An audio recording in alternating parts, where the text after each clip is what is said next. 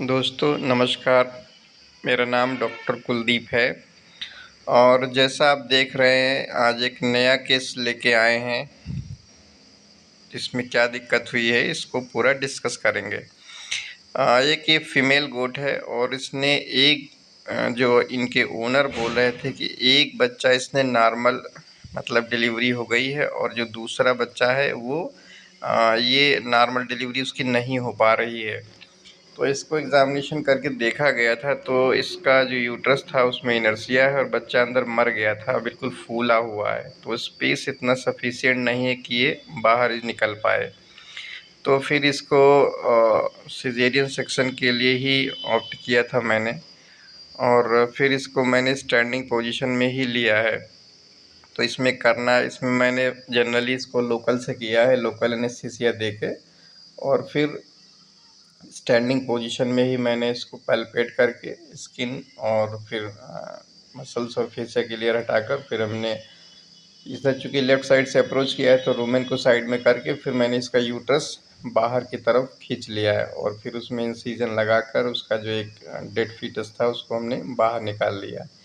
फिर इसमें मैंने क्या किया है कि सुचरिंग कर दी यूट्रस की और इसके बाद मसल्स और फेशिया और स्किन की लेयर की सुचरिंग कर दी है और ये गोट बिल्कुल ठीक है, इसमें कोई दिक्कत नहीं है। तो ये नया केस था जो मतलब मेरे हॉस्पिटल पे आया और इसको सक्सेसफुली ट्रीटमेंट मिला। अब ऐसे बहुत सारे केस आते रहते हैं जनरली जो डिस्टोपिया या मतलब कि जिसमें सिजेरियन इसेंशियल ही है। तो इस वीडियो के माध्यम से मैं सभी लोगों को बताना चाहता हूं और आश्वस्त करना चाहता हूं कि यदि किसी तरह की कोई दिक्कत है तो आप बिल्कुल मुझसे संपर्क करें और मैं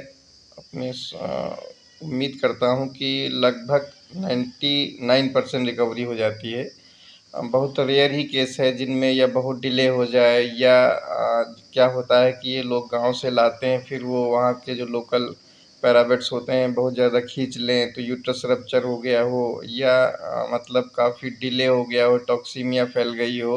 अगर इन सब सिचुएशन से नहीं गुजरा है तो उसके बचने के लगभग 100% चांसेस हैं।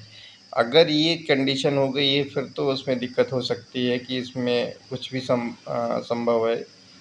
तो इन चीज़ों को ध्यान में रखें कि अगर मतलब डिस्टोपिया का केस है तो ज़्यादा उसको हैंडलिंग ना कराएँ और कोशिश करें कि उसको अपने नज़दीकी जो पशु चिकित्सा अधिकारी हैं उनको दिखाएँ।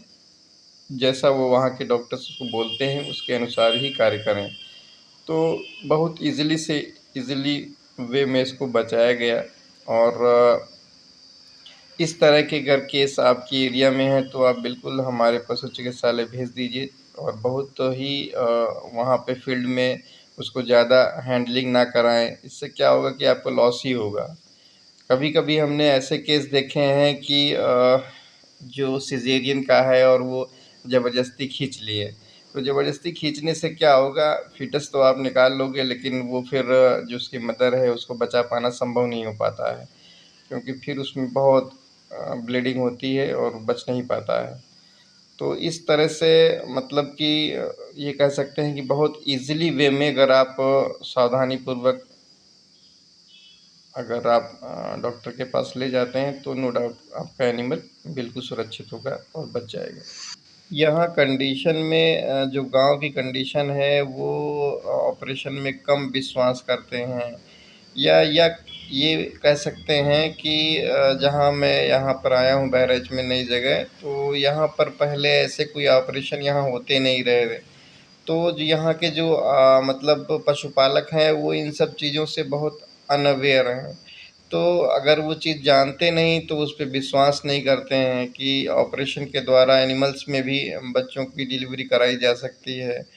तो थोड़ा-सा इनको मुझे विश्वास दिलाने में समय लगा और इनके पास कोई ऑप्शन भी नहीं था। अगर ऑपरेशन से ही बचता नहीं तो फिर ये तो बकरी का बच पाना बहुत मुश्किल था। तो मैंने कोशिश अपना पूरा एफ़र्ट किया था कि ये बच जाए बकरी, और पूरी तरीके से ये बच भी गई है। इसमें दिक्कत नहीं है, ये पूरी तरीके से अभी हेल्दी है। ये 2 दिन पहले का वीडियो है जो मैं अभी अपलोड कर रहा हूँ। तो इसमें दिक्कत नहीं हुई, तो ओनर बाद में तो प्रसन्न हो गए कि हाँ, कि मतलब हम ठीक हो गई, लेकिन पहले उनको बहुत कम कॉन्फिडेंस था, या बहुत मतलब उनके एक तरह से बेमन से करा रहे थे कि शायद ही ये बचे। तो हमने कहा कि थोड़ा विश्वास रखिए और धैर्य रखिए।